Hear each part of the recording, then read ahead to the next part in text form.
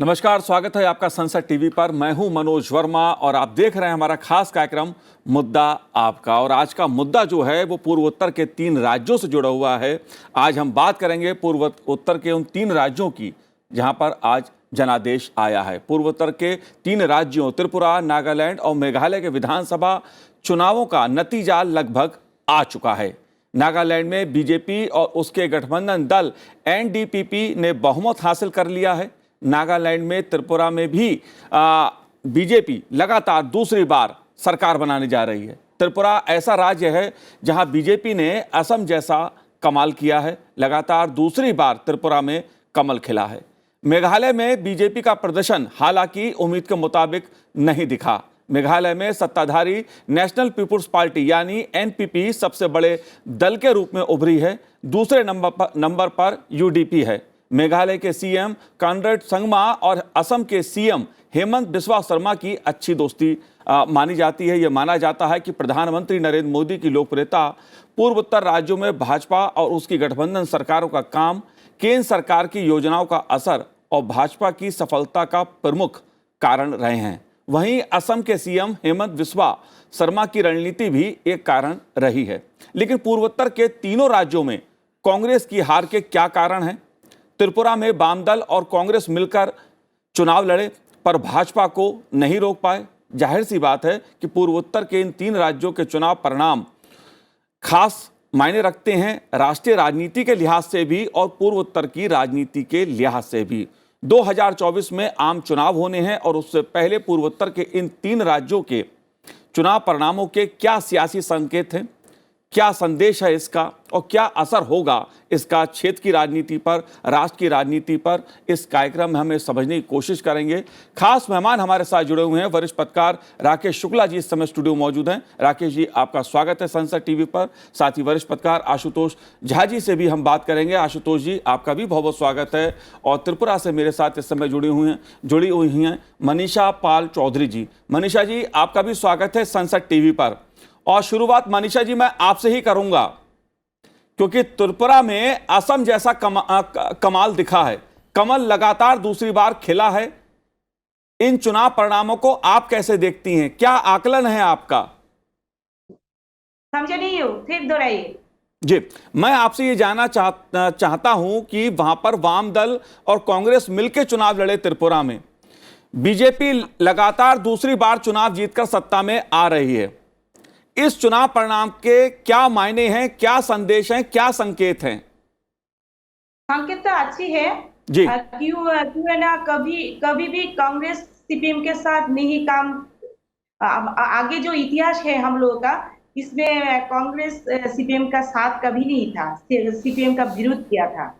तो कांग्रेस जो वोटर लोग है ना, उन लोगों का वोट नहीं मिला बाम पर सीपीएम को जी। तो इसलिए कमल का जो फूल है बीजेपी का वो तो आना ही था। वही हो रही है, वो अच्छी है, देश के लिए अच्छी है, स्टेट के लिए अच्छी है। जी, एक बात और मानी जा रही थी कि टिपरा मोथा किंग मेकर के रूप में उभर के सामने आएगी, लेकिन उसका भी कोई जादू नहीं चला। हम लोग का ऐसा था, हम लोग जब मीडिया काम कर रही थी इस सब्जेक्ट में, तब ऐसा लगा था जो त्रिपुरा मोथा कोई एक कारण हो जाएगी। फिर हम लोग का जो बीजेपी लीडर लोग के साथ हम लोग का बात हुआ, उन लोग का कॉन्फिडेंस हम लोग ऐसा देख रही थी, उन लोग बोल रही थी त्रिपुरा मोथा हम लोग के लिए फैक्टर नहीं होगा। हम तो आम जनता का जैसा हुआ, हम लोग बात कर उन लोग के साथ बातचीत किया, हम लोग हर एक टाइम इंटरव्यू हुआ, तो उन लोग का जो कॉन्फिडेंस लेवल था वो आज सामने आ गया। वो जो भी आया वो जनता का वोट में ही आया। और त्रिपुरा का जो जनता है उन लोगों को ऐसा चाहत था, ऐसा दृष्टिकोण है जो दोनों वाम कांग्रेस को वोट देने से कोई तकलीफ होगा, ऐसा उन लोगों को मालूम हुआ, इसलिए भाजपा बीजेपी को वोट दे दिया। जी, ये तो वोट में चला गया, अब तो रिजल्ट सामने आ गया। जी, मनीषा जी, मैं एक दो बात आपसे और समझना चाहूंगा क्योंकि त्रिपुरा का जो चुनाव है वो खासतौर पर इसलिए भी अहम है कि त्रिपुरा में करीब 27 साल लेफ्ट पार्टी ने राज किया। कांग्रेस का भी राज वहां पर लंबे समय रहा, लेकिन बीजेपी ने पिछले 5 सालों में जो काम किया उसके बल पर दूसरी बार बीजेपी सरकार बनाने जा रही है। वो कौन से मुद्दे रहे जिसके चलते जनता ने बीजेपी पर भरोसा जताया है अपना? 2018 में जो पहली बार बीजेपी सरकार आया तो जो जनता का ज्वार में आया, जनता का वोट में आया था, अभी भी जनता का वोट में आया। इसका फ्लेवर है डॉक्टर मानिक शाह का जो ऑनेस्टी है, जो डॉक्टर मानिक शाह का जो त्रिपुरा राजधानी जो अगरतला का आदमी है, और इसमें उनका लिखना पढ़ना, उनको देखा सब लोग, उनका जो फ्लेवर है वो बहुत ऑनेस्ट है। वो एक बात है। जब मानिक सरकार होंगे एक 1.5 साल में त्रिपुरा का चित्र जो है वो बहुत बढ़िया हो गया। और जो पार्टी प्रेसिडेंट था राजीव भट्टाचार्य, उनका दृष्टिकोण भी अच्छी थी, इसलिए त्रिपुरा में एक 1.5 साल में बहुत बढ़िया काम हुआ। यही भी एक पॉइंट हो सकती है। वो तो वोटदाता का दृष्टिकोण है, मेरा नहीं है। जी जी बिल्कुल। लेकिन अगर मैं बात करूं टिपरा मोथा पार्टी की बात करूं तो लेफ्ट और कांग्रेस जहां मिलकर चुनाव लड़े, पहली बार टिपरा मोथा चुनाव लड़ी और एक अच्छा प्रदर्शन उस पार्टी ने किया। अगर देखा जाए परिणामों के हिसाब से तो लगभग लेफ्ट और कांग्रेस के बराबर, उसके आसपास, उससे अधिक सीटें कहीं ना कहीं हासिल की उन दोनों दलों से ज़्यादा। राकेश शुक्ला जी, त्रिपुरा के विधानसभा चुनाव परिणामों की अगर मैं बात करूं तो इन चुनाव परिणामों के आप क्या सियासी संकेत देखते हैं, क्या मायने हैं इन चुनावों के? क्योंकि एक तरफ लेफ्ट और कांग्रेस का गठबंधन था, आदिवासी पार्टी जो आदिवासियों के नाम पर चुनाव लड़ी थी, टिपरा मोथा पार्टी थी, और बीजेपी के सामने दूसरी बार सत्ता में आने की चुनौती थी। देखिए, त्रिपुरा नहीं, आप इसमें देखिए कि त्रिपुरा, नागालैंड और मेघालय, इन तीनों के चुनाव नतीजों को देखिए तो आप पाएंगे कि 2013 से लेके प्रधानमंत्री श्री नरेंद्र मोदी जी की तरफ से जो सोशल इंजीनियरिंग की गई, वो सोशल इंजीनियरिंग कहीं ना कहीं रिजल्ट में परिवर्तित हो रही है। पहले उन्होंने ओबीसी को जोड़ा, फिर दलित समाज को भारतीय जनता पार्टी के साथ जोड़ा, फिर गोवा में दूसरी बार भारतीय जनता पार्टी सत्ता में आई और नागालैंड में दोबारा सत्ता में आई, मेघालय में अपनी 2 सीटों को बरकरार रखा और वोट परसेंटेज भी बढ़ाया, त्रिपुरा में आदिवासी वोट पाए। इससे साफ हो गया कि ईसाई समुदाय के लिए भारतीय जनता पार्टी अछूती नहीं है और एक नए इक्वेशन में अब आदिवासी समाज भी भारतीय जनता पार्टी के साथ कहीं ना कहीं करीब होता जा रहा है। ये फैक्टर बहुत बड़ा है और इसीलिए त्रिपुरा मोथा जैसे आदिवासी पार्टी होने के बाद भी भारतीय जनता पार्टी के पक्ष में आदिवासी वोट पड़े। और ठीक है, सीटों का अंतर हुआ और वोटों में यदि आप देखेंगे तो सिर्फ 3% वोट का अंतर आया है, जो भारतीय जनता पार्टी को 2018 की अपेक्षाकृत 2023 के चुनाव में कम मिले हैं। जी। फिर लेफ्ट और कांग्रेस की जहां तक आप बात करते हैं तो बेमेल गठजोड़ का प्रयोग सदैव से हानिकारक रहा है। उत्तर प्रदेश में आप सपा बसपा का गठजोड़ देखिए, उनका हानिकारक साबित हुआ।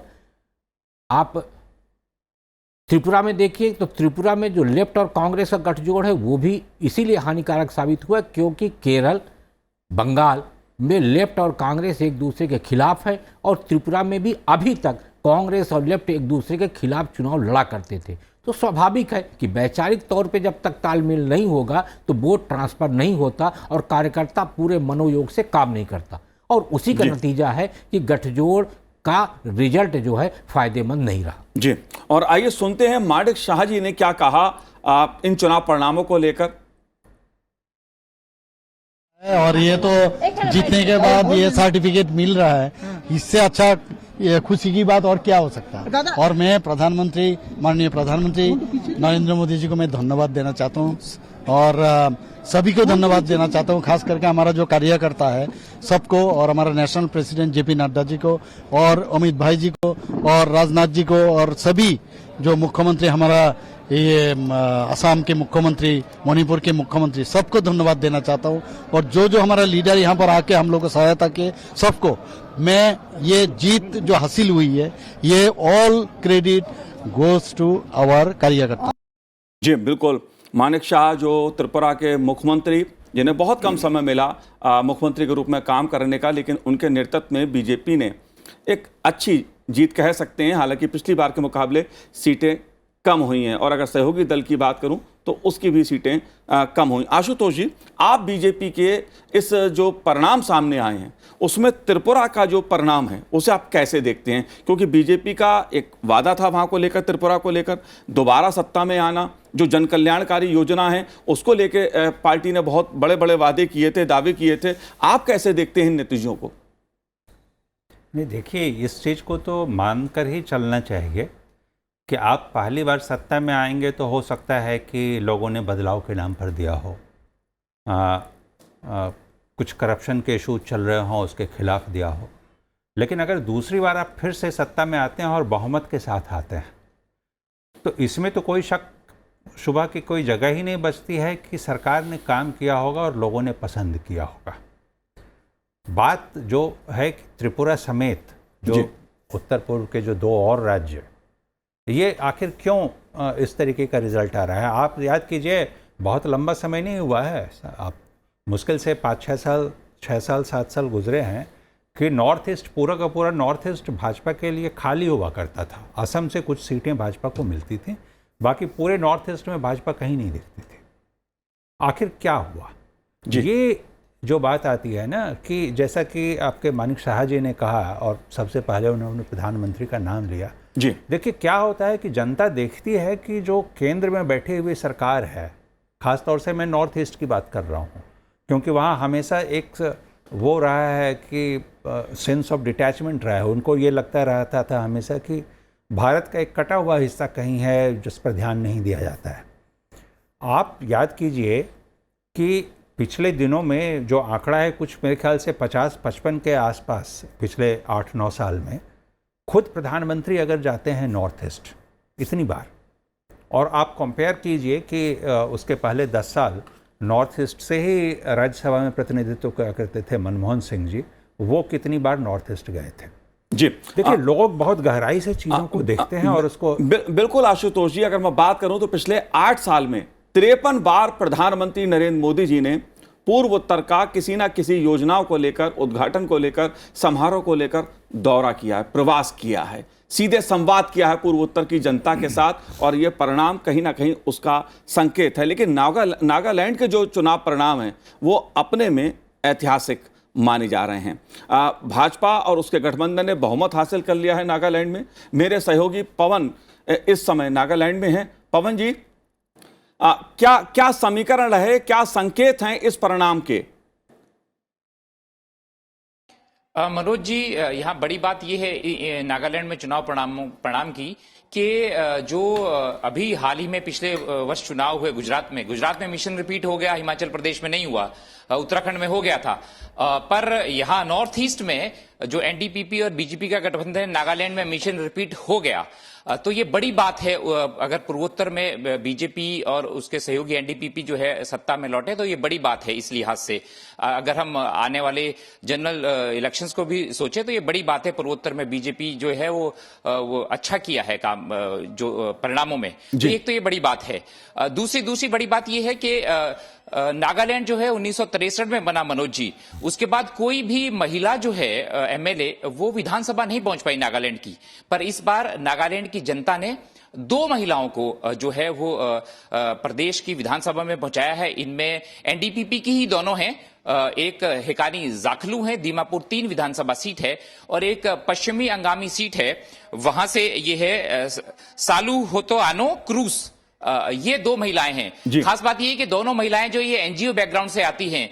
जो हेकानी जाखालू हैं वो 17 सालों से एक एनजीओ यूथ नेट करके चलाती हैं यहाँ पे, और जो ये 56 साल की क्रूज हैं वो 24 सालों से एनजीओ बैकग्राउंड से आती हैं।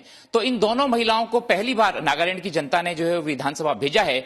इस लिहाज से ये ऐतिहासिक हो गया है नागालैंड का चुनाव।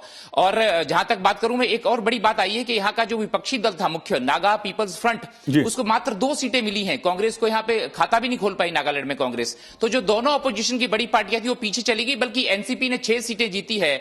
फिर और एक जो नेशनल पीपल्स पार्टी उसने 5 सीटें जीती हैं, और जो आरपीआई अठावले वाली पार्टी है उन्होंने भी 2 सीटें जीती हैं। एलजेपी रामविलास जी वाली पार्टी है, उन्होंने भी 2 सीटें जीती हैं।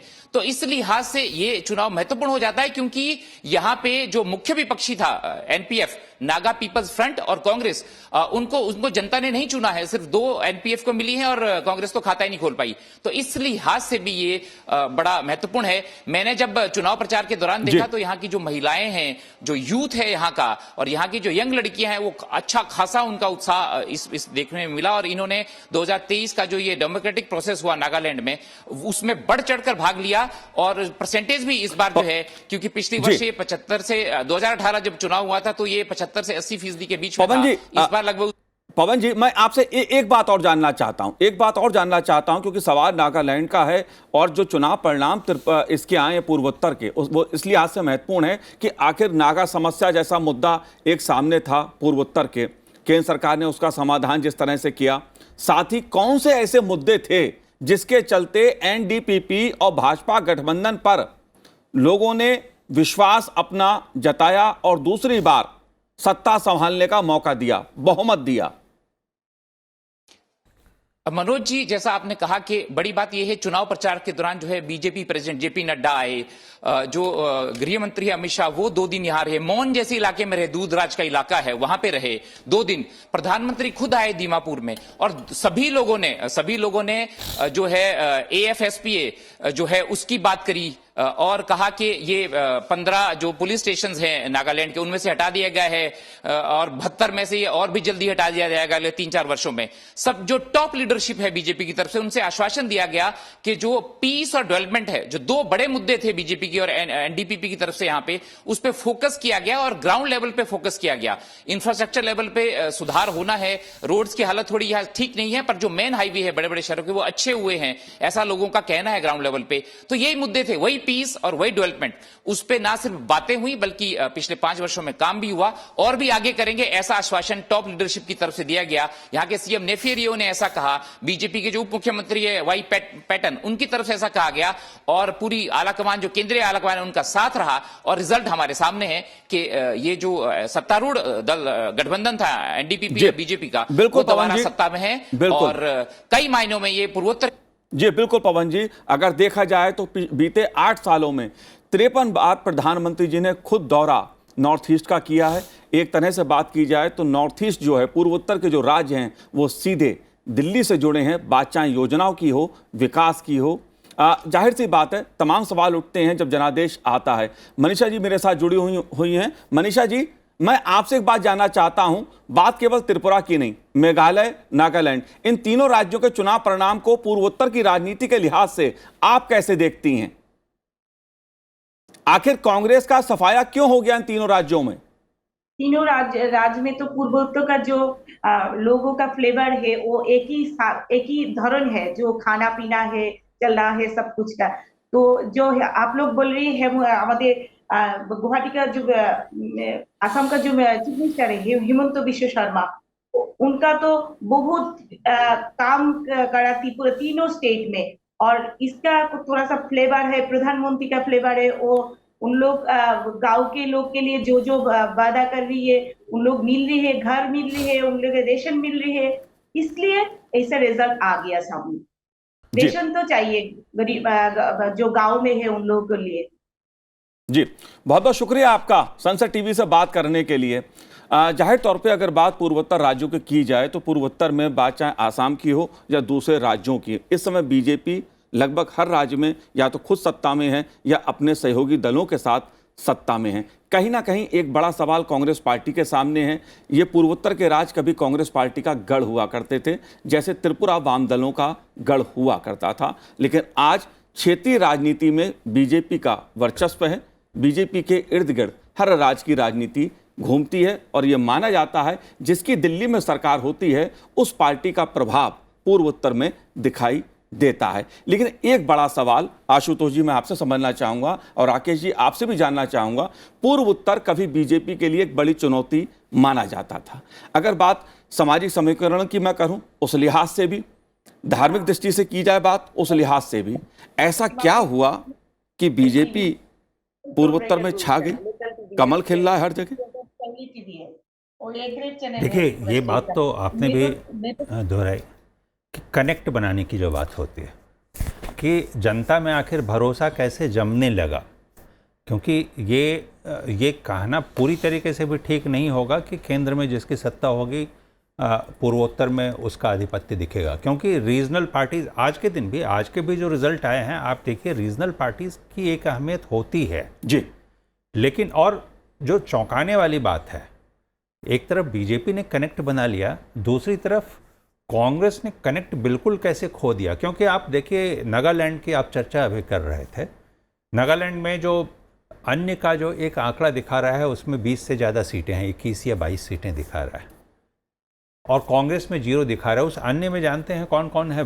जो मेरी जानकारी है उसमें तो जदयू जैसे दल भी हैं, उसमें शायद एलजेपी को भी एक आध सीटें मिली हैं, इस तरीके के दल हैं उसमें जी। और कांग्रेस बिल्कुल शून्य पे है। एक तरफ एक पार्टी पूरा अपना आधार खो चुकी है, दूसरी तरफ ये जो बात शुरू हुई थी कि मनमोहन सिंह वहाँ का प्रतिनिधित्व करते हुए फोकस नहीं कर पा रहे थे नॉर्थ ईस्ट पर। एक प्रधानमंत्री जो पहले दिन से आया और पहले बोला कि लोक ईस्ट, और बाद में शुरू हुआ एक्ट ईस्ट, और उस पर काम शुरू हुआ। आज पूरे नॉर्थ ईस्ट में जो प्रोजेक्ट की संख्या आप देखें, बड़े बड़े प्रोजेक्ट सड़कों से जुड़े हुए, कैसे कनेक्टिविटी बनाई जाए, कैसे पड़ोसी देशों के साथ कनेक्टिविटी, क्योंकि वहाँ देखिए आप त्रिपुरा जाएंगे तो आप बांग्लादेश को बिल्कुल अलग थलग नहीं छोड़ सकते, वहाँ का एक सेंटिमेंट जुड़ा हुआ है, कैसे वहाँ से एक कनेक्ट बनाया जाए। राज्य और राज्य के साथ जो पड़ोसी देश हैं उनके साथ भी कनेक्ट बना करके लोगों को जोड़ा गया, रोजगार के संसाधन उपलब्ध कराए गए, और बार बार के विजिट से ये दर्शाया गया कि हम आपके साथ हर मुश्किल में खड़े हैं। ये भरोसा जो होता है यही दिखा है, इसलिए मैंने कहा कि 5-7 साल में ही ये पूरे बदलाव दिख रहे हैं। जी। क्या राकेश जी, एक बदलाव इसको इस तरह से भी समझा जा सकता है, क्योंकि कहा जाता है कि पूर्वोत्तर में कई राज्य तो ऐसे हैं जहां पर ईसाई समाज जो है वो तय करता है सरकार किसकी बनेगी, लेकिन अगर देखा जाए यहाँ पर क्या बीजेपी ने खुद को बदला, या जो स्थानीय लोग हैं, जो स्थानीय मतदाता था, उसने विकास को प्राथमिकता दी?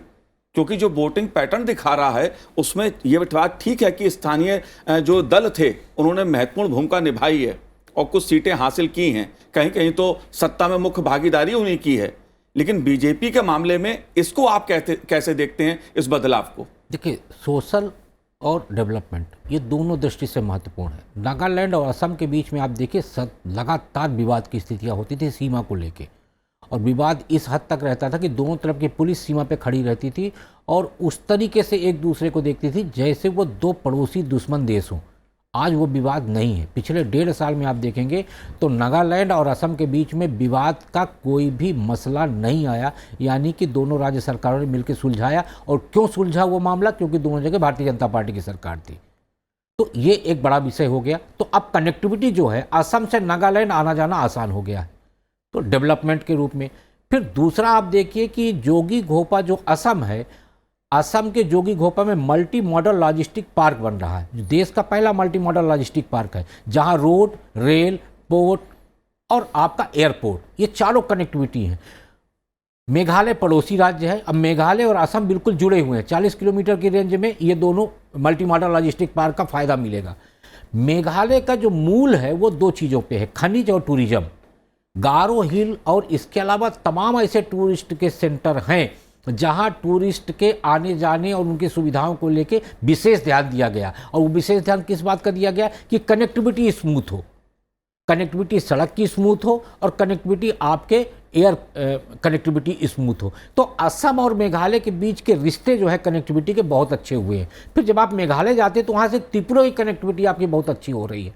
तो इन जो 7 सिस्टर्स हैं, इन 7 सिस्टर्स राज्यों के बीच में जो मूल चीज़ है वो है आपस में इन राज्यों को जोड़ना और इन राज्यों को भरोसा देते हुए भारत के साथ कनेक्टिविटी और डेवलपमेंट के साथ उनको ये बताना कि विकास में भारत के अन्य राज्यों से आप पीछे नहीं रहेंगे। फिर त्रिपुरा की बात करिए, त्रिपुरा का अनानास दुनिया भर में फेमस है। त्रिपुरा रबड़ का बहुत अच्छा उत्पादक राज्य है, लेकिन आज रबड़ उत्पादन में केरल नंबर 1 पे है। तो वहाँ त्रिपुरा में रबड़ उत्पादन को प्रोत्साहित किया गया। वहाँ रबड़ उत्पादन वाले पेड़ों की बहुतायत में लगाया गया है और ये कहा गया कि यहाँ यदि रबड़ उत्पादन होगा तो रोजगार के साधन होंगे, इंडस्ट्री पड़ेगी, अनानास की सप्लाई तेज होगी। तो लोग क्या है ना, लोगों को रोजगार स्थानीय स्तर पर मिल रहा और डेवलपमेंट मिल रहा है। तो निश्चित तौर पर वहाँ अब आप देखिए केंद्र सरकार की तरफ से पूर्वोत्तर राज्यों का एक पूरा मंत्रालय बना दिया गया है, और पूर्वोत्तर राज्यों के मंत्रालय में पूर्वोत्तर राज्य से संबंधित सारे मामले आते हैं, और केंद्र सरकार से संबंधित किसी भी विभाग का यदि मामला होता है तो वो पूर्वोत्तर राज्य का मंत्रालय उसको सुलझाता है, यानी पहली प्रायोरिटी। तो जब आप किसी राज्य को, छोटे छोटे राज्य जो भारत से खुद को जुड़ा हुआ नहीं मानते थे, यदि आप उनको प्राथमिकता में रहेंगे तो वहाँ के जनता के बीच में निश्चित तौर पे उस दल के प्रति भरोसा पैदा होगा, और वो दल वहाँ की जनता उस दल के साथ पूरे कमिटमेंट के साथ जाएगी, और पूर्वोत्तर में यही हो रहा है। जी आशुतोष जी, आप कैसे देखते हैं इस पहलू को, क्योंकि ये माना जाता है कि पूर्वोत्तर में कुछ दल तो केवल एक चश्मे से देखते थे कि धार्मिक मसला है, धार्मिक बहुमत वाले राज्य हैं, तो कहीं ना कहीं कुछ और परिणाम सामने उभर के आएंगे, लेकिन जनता ने विकास को प्राथमिकता दी है, ये साफ दिखाई दे रहा है। देखिए, धार्मिक मसले जो शुरुआत के दिनों में जो विवाद खड़े हुए थे, कुछ खान पान को लेकर के विवाद खड़े हुए थे, उसमें तो इवन सेंट्रल गवर्नमेंट की ओर से भी और भाजपा की भी ओर से ये स्पष्ट किया गया कि हम किसी के घर में झांकने के लिए नहीं, हमारी कोशिश ये नहीं है। जिसका खान पान, देखिए खान पान बहुत कुछ जो होता है वो भौगोलिक परिस्थिति के अनुसार होता है, ये हर कोई जानता है, और उसको भाजपा ने बिल्कुल क्लैरिफाई करके समझाया था कि भाई हम इस विवाद में पड़ने को नहीं आए हैं, आप हमें इससे जोड़िए मत, आप ये देखिए कि क्या हम आपके लिए काम कर सकते रहे हैं, कर पा रहे हैं, नहीं कर पा रहे हैं। वो जैसा कि अभी शुक्ला जी ने आपको पूरी डिटेल में बताया कि कैसे डेवलपमेंट, कनेक्टिविटी अपने आप में डेवलपमेंट का प्रवेश खोलता है। बिल्कुल एक बार कनेक्टिविटी शुरू हुई, सारे डेवलपमेंट के पैरामीटर्स सारे अपने आप खड़े होने लगते हैं। वो खड़े हुए, और आखिर वहाँ की जो मांग थी वो तो यही थी ना कि भाई हमारे डेवलपमेंट पे ध्यान दो। आप ये देखो कि उत्तर पूर्व जिसको बोला, जो भारत का हिस्सा है, वो फील कर पाएँ कि हम भारत का हिस्सा उसी तरीके से हैं जैसे दिल्ली में बैठा हुआ डेवलपमेंट को महसूस करता है, हम भी कर पाएँ। आज उत्तर पूर्व में आप एयरपोर्ट देख लें, कितने एयरपोर्ट का शुभारंभ हो चुका है, अरुणाचल प्रदेश जैसे जगहों में, जी, ये कह सकते स्ट्रैटेजिकली इतना इंपॉर्टेंट है। बिल्कुल बिल्कुल, ये कह सकते हैं कि बीजेपी ने भी पूर्वोत्तर की राजनीति के लिहाज से खुद को बदला, और लोगों ने भी, जो पूर्वोत्तर के लोग हैं, उन्होंने भी धार्मिक मुद्दों को एक तरफ रखकर, धार्मिक चश्मे से जो राजनीति पूर्वोत्तर की देखी जाती थी उसको एक तरफ रखकर विकास के नाम पर वोट दिया कि किसके साथ भला होगा विकास के मामले में। लेकिन एक सवाल यहाँ पर बहुत बड़ा उठता है राकेश शुक्ला जी, वो हैं असम के मुख्यमंत्री की रणनीति का। ये माना जाता है कि पूर्वोत्तर में बीजेपी की रणनीति में, बीजेपी के चुनाव जीतने में या प्रबंधन में जो असम के मुख्यमंत्री हैं हेमंत बिस्वा शर्मा जी, उनकी बड़ी महत्वपूर्ण भूमिका रहती है।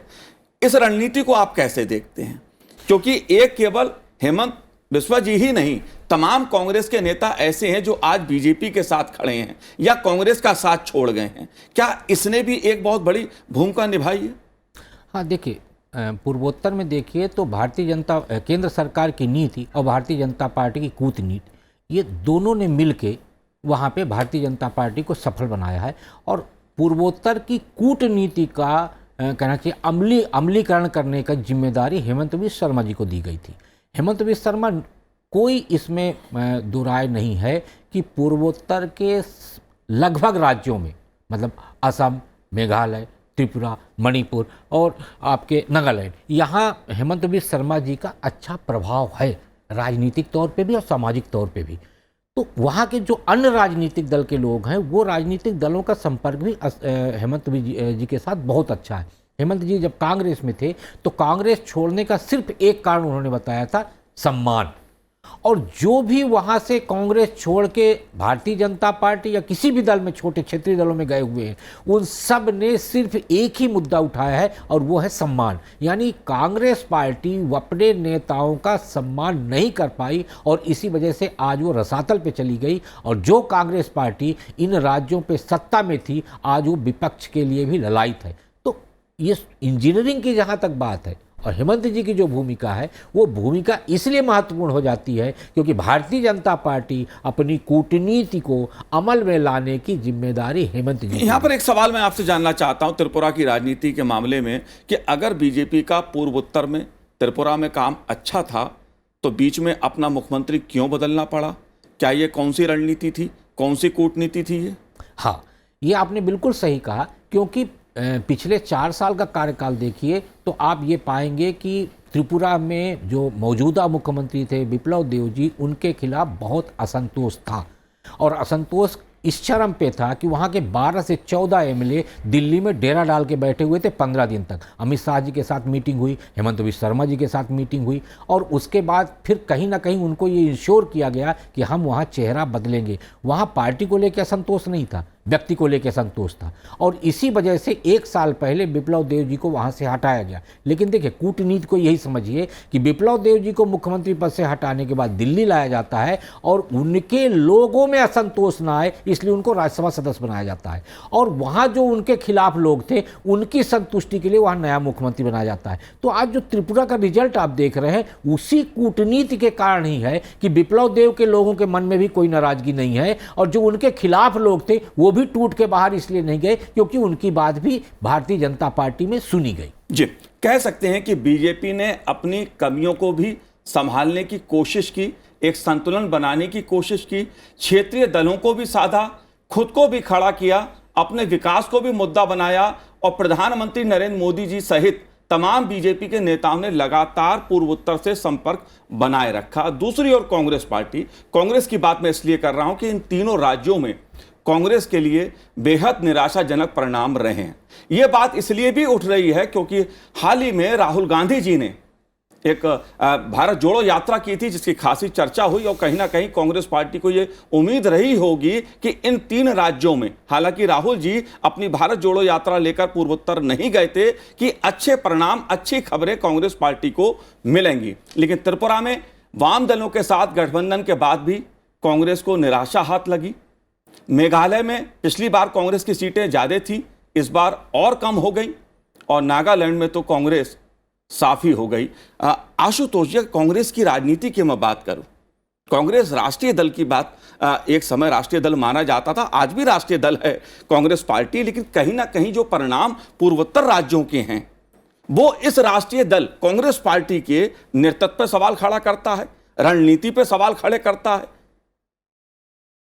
बिल्कुल, जो कांग्रेस की पूरी रणनीति है, सोच है, नेतृत्व है, सब पर इकट्ठा सवाल खड़े होते हैं, क्योंकि सोच वही होगी जो नेतृत्व की ओर से निर्देश आता है। इसीलिए आपने भारत जोड़ो यात्रा की बात अच्छी की कि भाई भारत जोड़ो यात्रा की शुरुआत कहाँ से की? उन्होंने तमिलनाडु से की।